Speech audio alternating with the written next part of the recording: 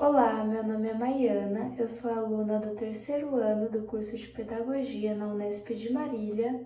Eu sou vista do ombro para cima, sou uma mulher branca, meus cabelos eles são loiro escuro, liso e longo. Eu estou usando uma camiseta marrom, meus olhos eles são castanho escuro e também estou usando óculos que também é marrom, com alguns detalhes um pouquinho mais claros. O tema do meu resumo expandido é Percepções de Educandos da Educação Infantil sobre a Deficiência. Esse tema ele se enquadra no eixo temático, no eixo 5, Práticas Inclusivas na Educação Básica. Eu vou fazer a introdução sobre o meu tema. E para fazer essa introdução, eu preciso estar falando da educação infantil no Brasil. E a educação infantil no Brasil, ela passou e passa por diversos percalços, Historicamente, ela estava relacionada com um caráter assistencialista, sem intenção educativa. Contudo, atualmente, compreendemos a importância do educar cuidando e do cuidar educando. Nesse sentido, como as crianças da educação infantil percebem as deficiências, influenciam diretamente suas atitudes, relações e a cultura de inclusão, pois as percepções influenciam nas atitudes sociais desde a infância. A partir disso, o objetivo geral ele consiste em identificar estudos sobre as percepções dos educandos na educação infantil relacionadas às deficiências. Para o desenvolvimento da pesquisa, foi consultado o site da Biblioteca ICielo e do catálogo Atena, utilizando os termos educação infantil e percepções de deficiências. Foram localizados 22 textos entre 2010 e 2024. Cada busca foi organizada em um quadro com informações sobre o ano de publicação, título, autores e o tipo de material. Foi possível perceber, no entanto, estudos que indicam que ainda há desafios significativos na efetivação de práticas pedagógicas inclusivas, principalmente no que diz respeito à valorização das percepções infantis sobre a deficiência. A educação infantil, enquanto a primeira etapa da educação básica, ela desempenha um papel fundamental na construção de atitudes e valores e percepções. Então, a partir dessa pesquisa desenvolvida, analisando os quadros dos textos, foi possível compreender a ausência de trabalhos acadêmicos que tenham como foco as percepções das crianças referente às deficiências. A maior parte das produções científicas encontradas, elas reforçam as perspectivas dos professores, gestores e familiares, evidenciando uma falta na escuta ativa das crianças, que são os sujeitos centrais no processo educativo. Portanto, se faz necessário o desenvolvimento de pesquisas que incluam a perspectiva das crianças, compreendendo como elas percebem as deficiências e como essas percepções são construídas no ambiente escolar, realizando uma escuta ativa, pois valorizar a escuta infantil no contexto da inclusão de crianças com deficiência se faz necessária para a formação de percepções favoráveis à inclusão.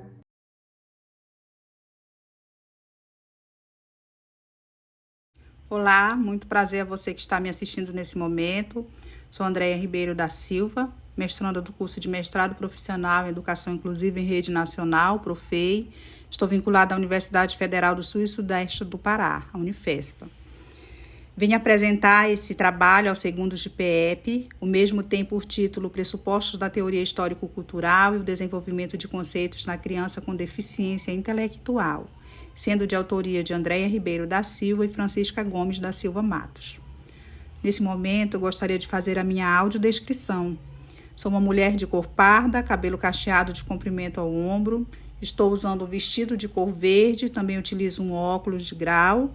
Ao fundo eu tenho uma cortina de cor branca e para a apresentação deste trabalho utilizo como suporte um slide com fundo branco e letra preta.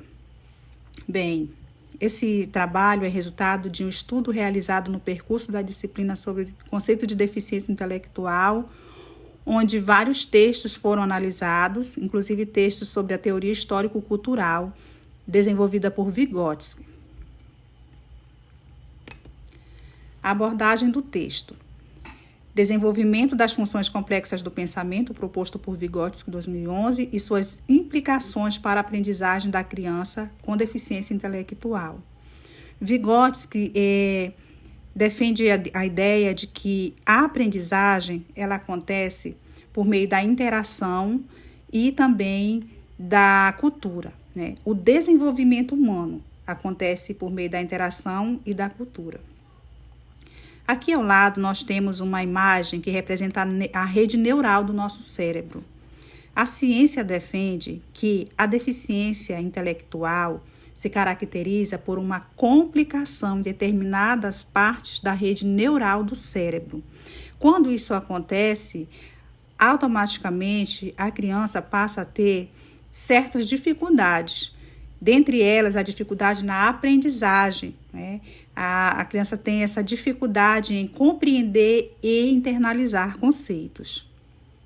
Então, a teoria histórico-cultural, ela é de grande relevância para os estudos voltados para a inclusão de pessoas com deficiência, sobretudo sobre a deficiência intelectual. Metodologia. Este texto está dentro da abordagem de pesquisa bibliográfica, onde os dados foram coletados a partir da leitura de artigos referentes à teoria histórico-cultural e à deficiência intelectual. A análise de dados foi realizada por meio de método qualitativo. Dentre os textos utilizados, nós temos o de Caiado, 2007, que vem fazer uma crítica sobre a concepção hegemônica de deficiência. Ele acredita que ainda está pautado, essa concepção ela se pauta no modelo médico, onde as pessoas enxergam, colocam a deficiência à frente do sujeito, né? Compreendendo que as pessoas não têm capacidade de se desenvolver e também impondo barreiras, quando ele fala sobre sobre condições orgânicas, né, que é imposta à sociedade, está falando das barreiras que são impostas à sociedade, porque se considera um modelo único de acessibilidade, ou melhor, um modelo único de movimento da sociedade, de certa forma ignorando que pessoas com deficiência podem necessitar de adaptações. Os resultados preliminares. Utilizamos alguns textos, dentre eles o de Caiado, que vem falar sobre a concepção hegemônica. Também sobre Padilha 2018, que vem falar que Vygotsky vê na pedagogia histórico-crítica essa mediação possível, né, para fornecer aos alunos os meios apropriados para a elaboração de conceitos. Então, quando ele fala da mediação, ele está falando sobre a linguagem, sobre os símbolos, sobre a tecnologia, sobre os caminhos da mediação, sobre os caminhos para que o sujeito venha a se desenvolver. Também Padilha 2018 fala sobre a mediação provocadora, a função provocadora da mediação, que é provocadora da curiosidade, provocadora dessa vontade de participar, de estar no contexto, e também provocadora de novas aprendizagens, né? Onde é fornecido para o aluno diversos caminhos, novas e variadas possibilidades da aprendizagem e que seja uma aprendizagem significativa. Temos também outra visão aqui de Padilha 2018, que ele vem falar sobre o desenvolvimento cultural, que supõe a escola e a instrução por caminhos alternativos, não tem limites. Então, quando se encerram os caminhos orgânicos, que é aqueles caminhos onde não há adaptação, onde é dado a pessoas que não precisam de adaptação, se abre uma grande possibilidade para os caminhos alternativos, que, mais simplesmente falando, esses caminhos alternativos são as adaptações, as modificações para que haja a inclusão. A educação efetiva de fato e de direito de alunos com deficiência intelectual em contexto inclusivo necessita de uma transformação na cultura escolar. Então, o PLEST 2012 vem falar sobre essa transformação, essa necessidade de transformação, que diz respeito à questão da acessibilidade, né, das práticas inclusivas, da colaboração. Se a escola não tem uma cultura colaborativa, dificilmente ela vai poder fornecer meios, abrir espaço para que o aluno venha a ser incluído, né? Não só matriculado, não só presente no contexto escolar, mas que ele venha a ter as possibilidades de aprender como os outros. E aí nós temos também esse texto que fala que o desenvolvimento cultural é a principal esfera em que é possível compensar a deficiência. Onde não é possível avançar no desenvolvimento orgânico, abre-se um caminho sem limite para o desenvolvimento cultural. Quando não é possível avançar, quando se encerram os caminhos, né, as possibilidades pelos caminhos orgânicos, pelos caminhos diretos, abre-se as possibilidades pelos caminhos alternativos, pelos caminhos indiretos, que são pautados na interação social e na cultura. Se fala de vivência, onde a criança venha a ter experiências práticas na vida, né? Interação social com o meio, com o objeto. Então, como considerações finais, a abordagem histórico-cultural fundamentada nas ideias de Vygotsky, oferece uma nova perspectiva ao abordar a deficiência intelectual, considerando não apenas as limitações, mas também as potencialidades das crianças. E é isso que Vygotsky vem enfatizar, vem considerar, né? Que nós precisamos olhar para a potencialidade, não para as limitações. E essas limitações, elas precisam ser enxergadas além da deficiência, mas as limitações que são impostas à pessoa. Então, esse é o nosso trabalho. Muito obrigada pela atenção de todos.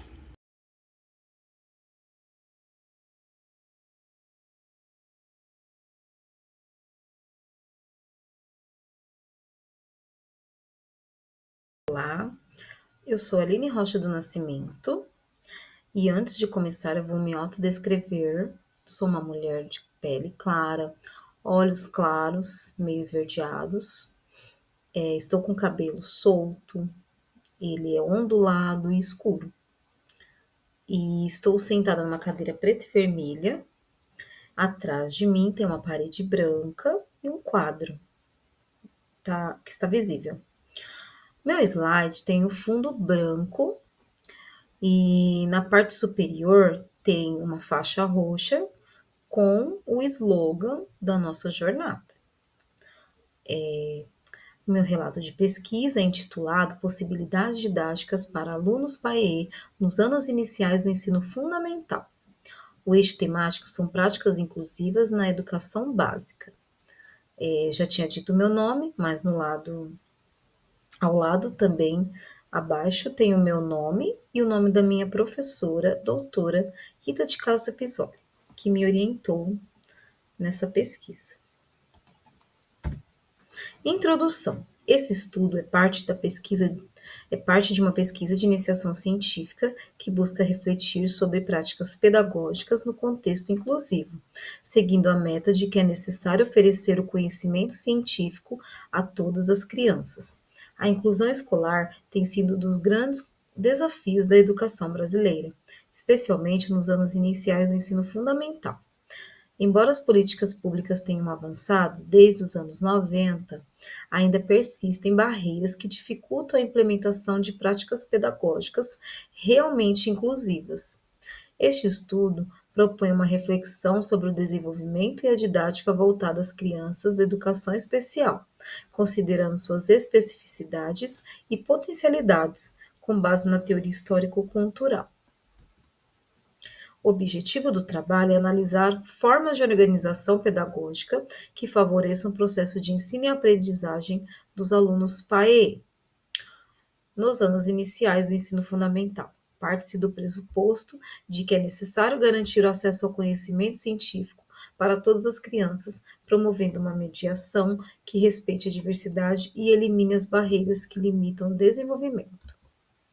A justificativa da escolha por esse tema surge da necessidade de ampliar os estudos sobre práticas inclusivas na escola comum, entender como ocorre o desenvolvimento psíquico das crianças, que contribuam para a formação docente e para o planejamento de estratégias pedagógicas que dialoguem com as reais necessidades dos alunos, promovendo a aprendizagem de maneira significativa.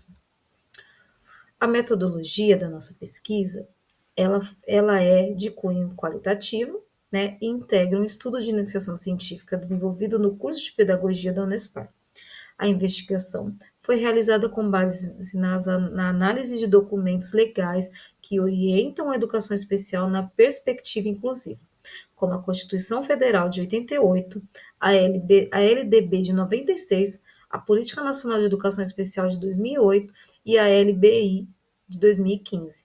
Além disso, foram utilizadas obras da teoria histórico-cultural, cujos fundamentos orientam a análise e interpretação dos dados à luz dos princípios da educação inclusiva. A fundamentação teórica, ela é com base na teoria histórico-cultural, que compreende o desenvolvimento humano como um processo profundamente social e mediado pelas relações que estabelecemos com o outro e com a cultura. Para Vygotsky, 2022, na obra Defectologia, a deficiência não deve ser vista como um limite absoluto, mas como uma condição que abre novas possibilidades de desenvolvimento, desde que haja uma mediação pedagógica intencional e significativa. Por meio da atuação da Zona de Desenvolvimento Iminente, ZDI, são elaboradas intencionalmente atividades que guiam o desenvolvimento de forma coletiva, aos poucos gerando neoformações psíquicas individuais. Prestes, 2024. A professora tem o papel de organizadora do ambiente social do desenvolvimento para que o aluno consiga ter sua autoinstrução. Prestes, 2024. Resultados preliminares. Os estudos analisados apontam que a mediação pedagógica é um dos principais elementos para o desenvolvimento das funções psicológicas superiores. Quando planejadas com intencionalidade, as práticas baseadas em interações significativas favorecem a participação dos alunos e promovem aprendizagens mais consistentes. A organização didática precisa considerar a periodização do desenvolvimento, a zona de desenvolvimento iminente e a atividade guia, próprias dessa fase escolar. A pesquisa evidencia estratégias como contas acessórias, materiais táteis, recursos didáticos variados e tecnologias contribuem para ampliar as possibilidades de aprendizagem dos alunos. É essencial que essas ações sejam mediadas com planejamento, respeitando as singularidades de cada criança. Além disso, destaca-se a importância da formação docente articulada com a prática, bem como do tempo para planejamento coletivo entre os profissionais da sala de aula comum.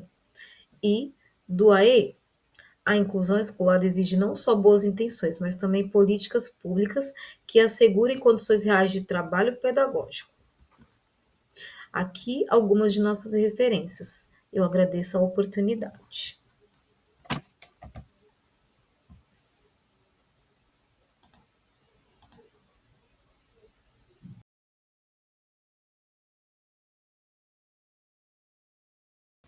Olá a todos, eu sou Laura Freitas Andreoli, estudante de Pedagogia na Universidade Estadual Paulista Unesp, do campus de Bauru, e vim compartilhar com vocês um pouco do projeto de iniciação científica que está sendo desenvolvido em conjunto com a Manuela Figueira Ferreira e a nossa professora orientadora Maria da Graça Mello Magnoni. Eu sou uma mulher de 19 anos, com a pele branca, cabelo castanho na altura dos ombros, uso um óculos de armação rosa claro, estou usando uma blusa cacharel vinho e atrás de mim tem uma parede cinza. O projeto ele tem como título A Relação Universidade-Comunidade-Escola, um projeto de pesquisa voltado ao atendimento das crianças em situação de vulnerabilidade social e em decorrência das deficiências TGD, TEA ou superdotação. Esse trabalho ele faz parte do projeto maior, chamado Educação Inclusiva, Formação, Tecnologia e Acessibilidade, que reúne pesquisadores da Unesp, da Unicamp e da USP. O objetivo dele é promover a inclusão de pessoas com deficiências no ambiente educacional, por meio de soluções acessíveis em produtos pedagógicos, formação continuada dos profissionais da educação e acessibilidade nos espaços escolares. A nossa pesquisa ela está vinculada à linha que trata do desenvolvimento de produtos pedagógicos acessíveis. Bom, mas por que esse projeto é importante? Nós vivemos em uma sociedade que ela é profundamente desigual e essas desigualdades, infelizmente, impactam diretamente a infância. E em Bauru, assim como em outras várias regiões do Brasil, muitas crianças crescem em contextos de vulnerabilidade social com privações que afetam seu desenvolvimento emocional, social e cognitivo. Então é nesse cenário que entra o CEVAC, o Centro de Valorização da Criança, que atende crianças de 4 a 5 anos com demandas bastante específicas, desde deficiências do transtorno do espectro autista até casos de alta habilidade. Isso representa um grande desafio para os educadores, que muitas vezes precisam lidar com a sobrecarga e a necessidade de desenvolver estratégias mais individualizadas. Foi a partir disso que surgiu o nosso objetivo principal, que é investigar essas demandas e construir, junto com a equipe pedagógica do CEVAC, um trabalho que incorpore tecnologias assistivas, recursos midiáticos e também um acompanhamento pedagógico individualizado, sempre em diálogo com os professores e também com a gestão da instituição. Nós também buscamos, com esse projeto, aproximar a formação acadêmica da prática escolar, promovendo a articulação entre a universidade e a escola e a teoria e a realidade concreta. Para isso, a gente traçou alguns objetivos específicos. Entre eles, a gente tem entender a realidade das crianças atendidas, identificar junto com os professores os principais desafios do desenvolvimento infantil, organizar conteúdos e metodologias adequados ao grupo e, claro, conectar a nossa formação teórica universitária com a prática nos espaços educativos. Na nossa base teórica, a gente se apoia especialmente em 2 pilares. O primeiro deles é a psicologia histórico-cultural de Vygotsky, que entende que o desenvolvimento humano acontece nas relações sociais e culturais, ou seja, no desenvolvimento do coletivo, na troca que a criança vai se desenvolver. E segundo, a pedagogia de Celestine Freinet, que valoriza a liberdade de expressão, o trabalho com os interesses da criança, a cooperação e a aprendizagem pela experiência. Nós temos também as diretrizes curriculares da educação infantil, que são uma referência importante, porque ela reconhece a criança como um sujeito de direitos, que aprende na interação com o outro, com o mundo. Na nossa metodologia, nós adotamos a pesquisação, que é aquela que se propõe a investigar a realidade para transformá-la. Isso nos permite refletir continuamente sobre o que nós fazemos e planejar também coletivamente, adaptando as ações conforme as necessidades das crianças e os imprevistos do dia a dia. Nos nossos encontros com as crianças, nós trabalhamos as vivências que ajudam no reconhecimento de si e do outro, e sempre a partir dos interesses do grupo. Nós utilizamos várias técnicas Freinet, como a hora da conversa, o livro da vida da turma, os desenhos, fotografia, pintura, autoavaliação, contação de história, mapeamento do corpo, identificação de pessoas e espaços da escola, entre outras técnicas. Ao fim de cada atividade, nós sempre propomos diferentes formas de registro para garantir que todas as crianças consigam se expressar, até mesmo aquelas que ainda não foram alfabetizadas. Então, nós usamos desenhos, massinha, colagem, entre outros recursos. Isso tem sido essencial, especialmente para aquelas crianças com dificuldade de concentração, porque esse é o momento que elas se envolvem mais quando tem esses estímulos visuais ou então atividades manuais. Nós também mantemos o contato constante com os professores das turmas regulares para entender como o nosso trabalho está reverberando no dia a dia das crianças, se tem alguma melhora na atenção, no comportamento, no interesse. E aí, com base nesses retornos, nós vamos ajustando as nossas estratégias. E por fim, eu vou deixar aqui uma conclusão parcial, até porque o projeto está em andamento, mas nós acreditamos que ele contribui de forma concreta para o desenvolvimento de práticas pedagógicas mais inclusivas, para a formação crítica e comprometida dos futuros pedagogos e o fortalecimento também da relação entre a universidade, a comunidade e a escola, que é o eixo central da nossa proposta. O nosso trabalho ele também está alinhado com os Objetivos de Desenvolvimento Sustentável da Agenda 2030, e especialmente o ODS 4, que é a Educação de Qualidade, e o ODS 10, que é a Redução das Desigualdades. Bom, foi isso. Eu espero que todos tenham compreendido os nossos objetivos e a nossa proposta do projeto.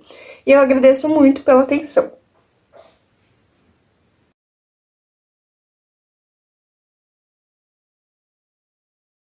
Olá, tudo bem? Me chamo Magna Alves de Souza Reis, sou mulher negra de cor parda, tenho cabelos longos e lisos, olhos castanhos escuros, uso óculos e tenho 1,56 m de altura. Nesse vídeo eu apareço enquadrada dos ombros para cima, sentada em um ambiente interno com fundo neutro e uma boa iluminação. Estou usando um vestido verde estampado e falo com vocês de forma tranquila e acolhedora. Eu sou professora do Centro Educação Profissional, CETEP, Bacia do Rio Corrente.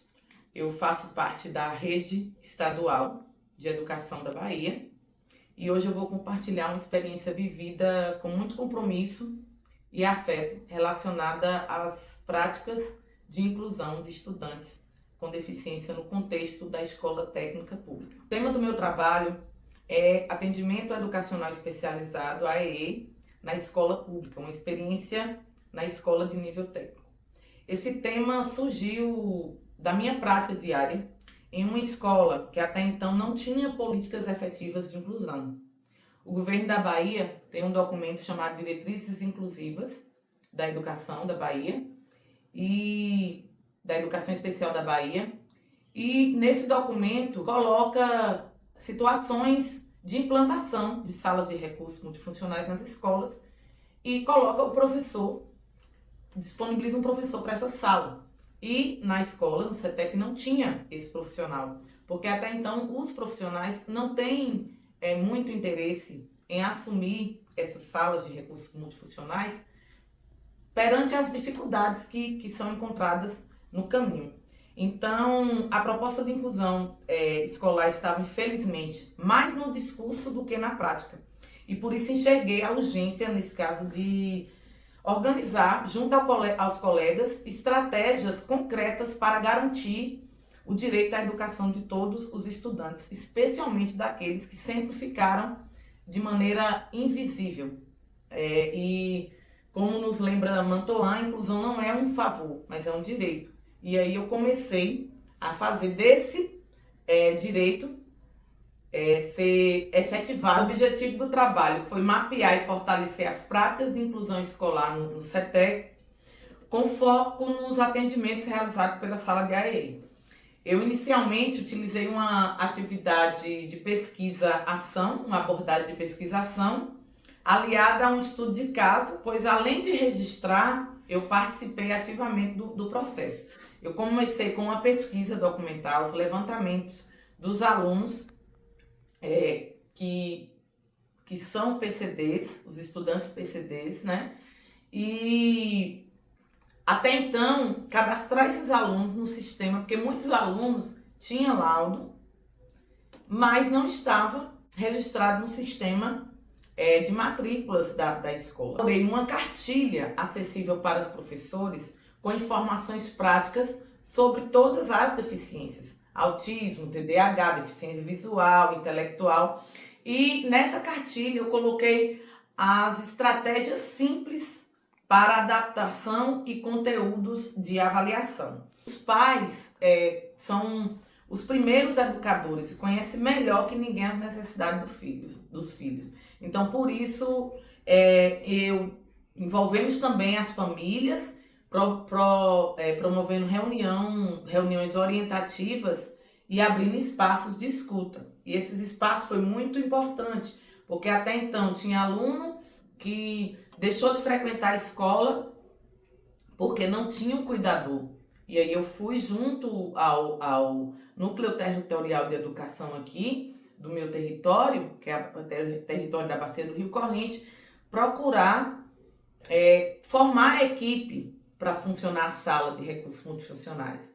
Então, conseguimos os cuidadores, uma técnica de AEE e uma parceria incrível com os psicólogos que estão concluindo o curso de psicologia da Faculdade de Ciência e Tecnologia aqui de Santa Maria da Vitória.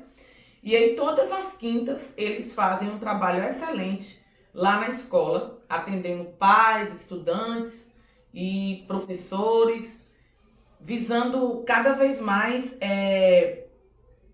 a inclusão de todos nesse espaço.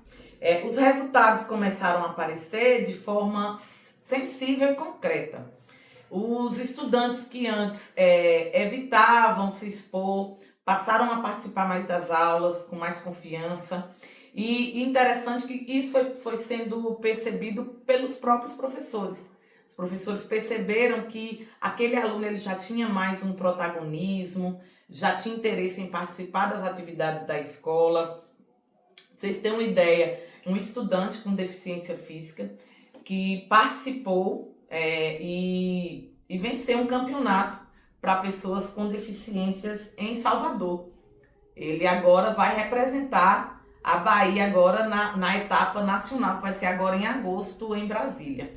Um dos maiores desafios foi a ausência de diagnóstico médicos formais, principalmente as deficiências do transtorno global do desenvolvimento, porém não tinha laudo. Então, por isso, a importância do professor que está responsável por essa sala, ele buscar parcerias intersetoriais. A experiência com a AE no CETEP da Bacia do Corrente me ensinou que a inclusão escolar começa com escuta e sensibilidade. Mas precisa ter o acompanhamento, né, com ação e planejamento. As atividades bem pensadas, bem planejadas, estão dando certo, temos obtido sucesso, estamos no caminho de reconhecer, mesmo com todos os limites, a escola como um lugar transformador. Eu agradeço por terem me acompanhado até aqui. Espero que esse relato de prática contribua para fortalecer as redes de apoio à inclusão e valorizar o atendimento, o trabalho do professor que atua no atendimento educacional especializados, especialmente nas escolas públicas. Muito obrigada.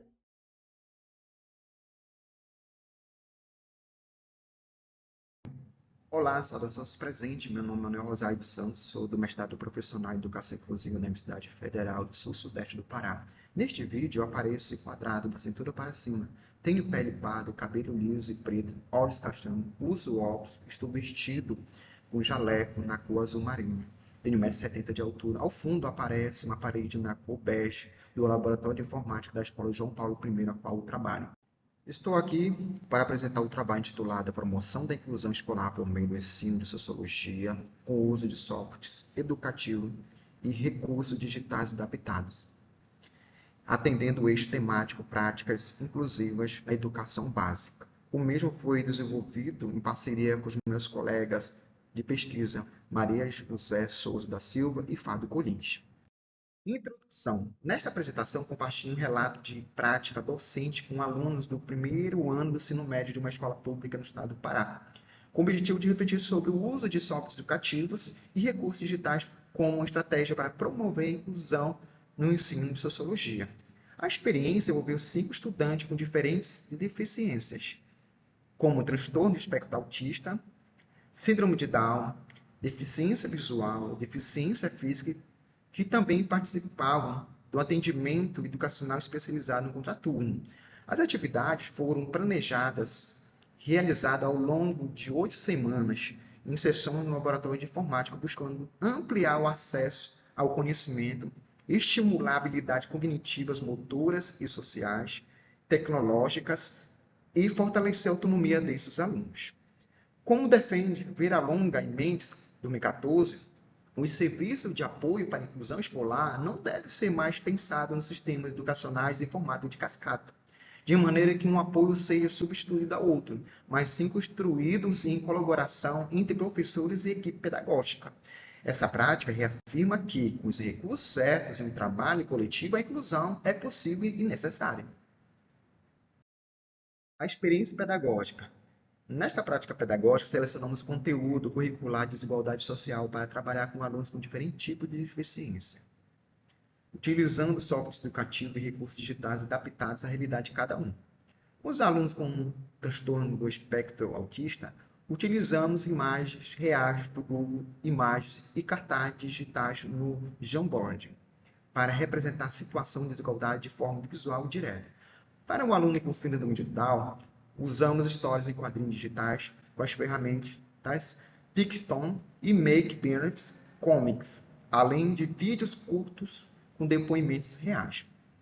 Já com o aluno com deficiência visual, a abordagem inclui o uso do Google Voice Typing e o Voice Over, que permitiram o acesso a textos jornalísticos e dados sobre desigualdade por meio de áudio e comandos de voz.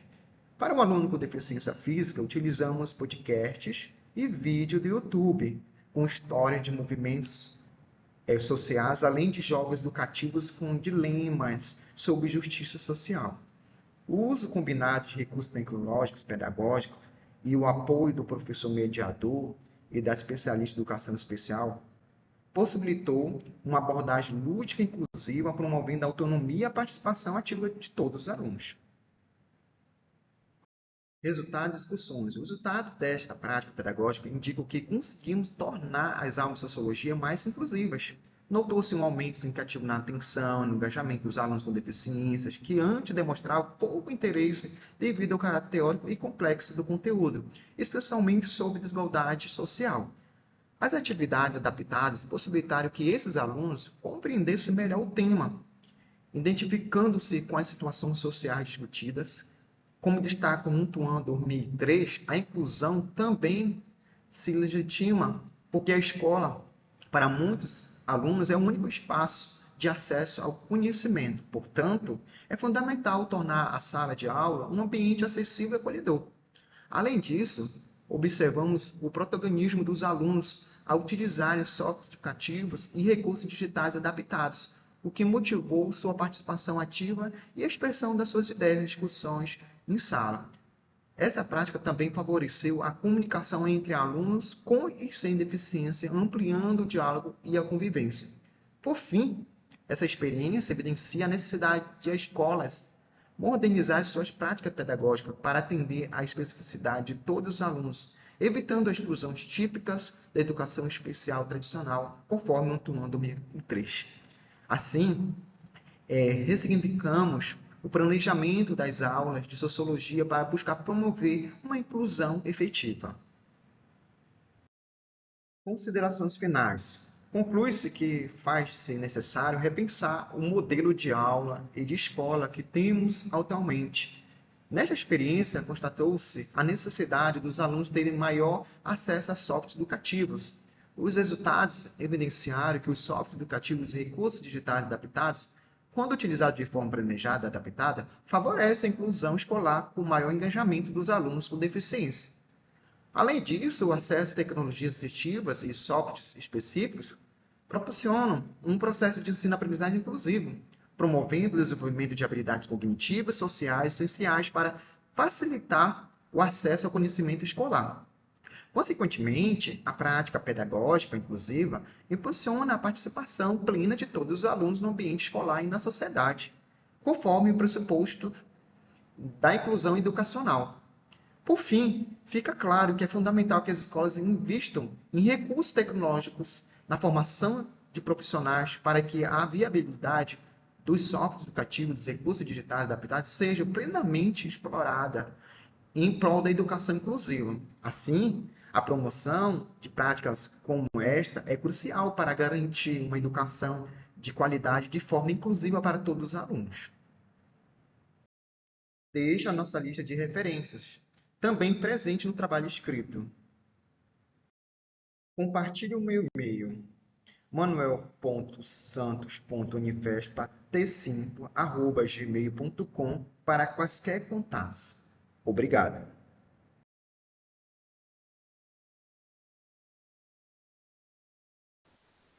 Olá, sou o professor Carlos Henrique Marinelli e atuo na Rede Pública Estadual do Estado de São Paulo. Sou mestrando no programa de pós-graduação da Faculdade de Ciências de Bauru. Agora farei minha audiodescrição. Sou visto do ombro para cima, sou um homem branco, de 44 anos, pele branca, cabelos e olhos castanhos, uso uma blusa preta de manga longa e ao fundo uma parede branca. O relato de experiência traz como título ouvir com coração, promovendo a empatia na educação musical.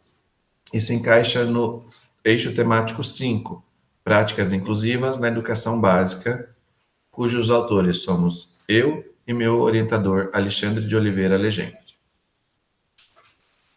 Como introdução, trata-se de um relato de experiência vivenciado na prática docente com alunos de ensino fundamental dos anos finais, na cidade de Jaú, São Paulo.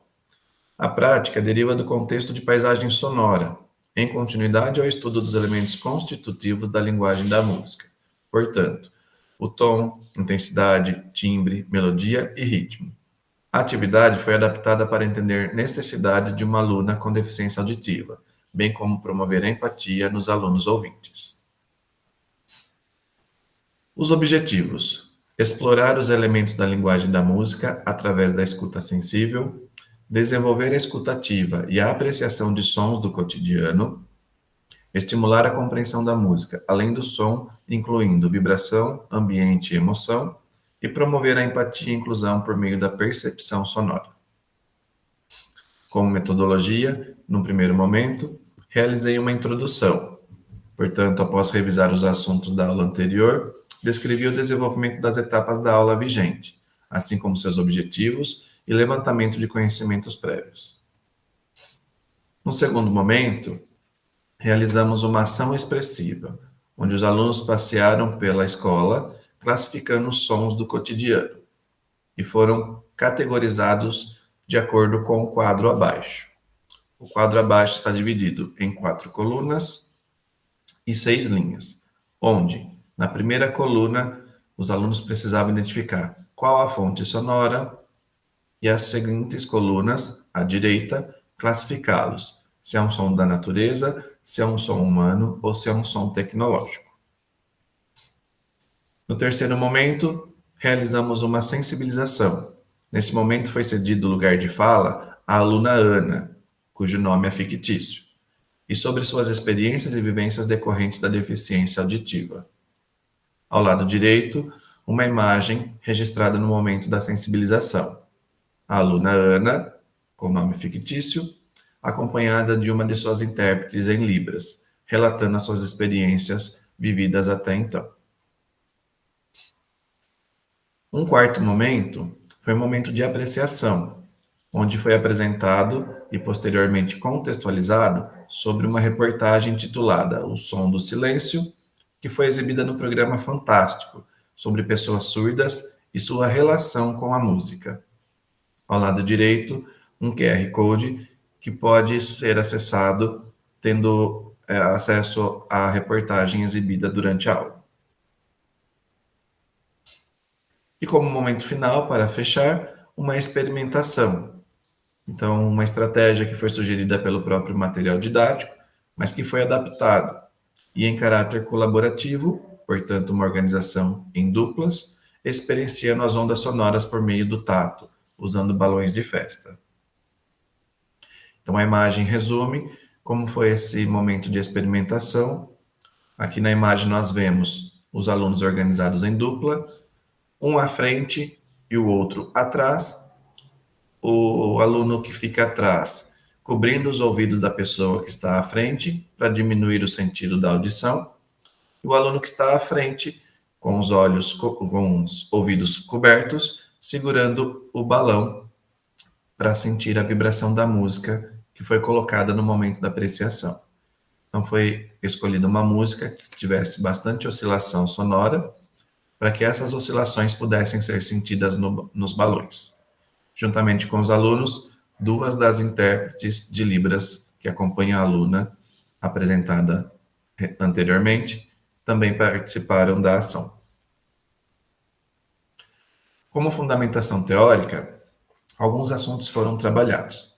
Então, a responsabilidade atribuída à figura do professor, que pode ser visto na obra de Zanata, de 2014, a ressignificação das funções políticas, sociais e pedagógicas das escolas, em Carvalho, 2013, a convivência com amigos e professores como fator fundamental ao desenvolvimento do adolescente, em Assis e Avance, de 2004, a sensação de aceitação e pertencimento, de Galvão, 2010, e a empatia, sendo ela passível de aprendizagem e deriva da compreensão e condição do estado emocional do outro, também em Galvão 2010.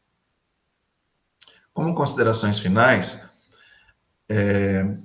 tão importante quanto desenvolver as metodologias inclusivas é combater o preconceito e a segregação velada. Então, essa sequência didática não objetivou apenas abordar o conteúdo programático, mas também proporcionar aos estudantes um momento reflexivo e empático.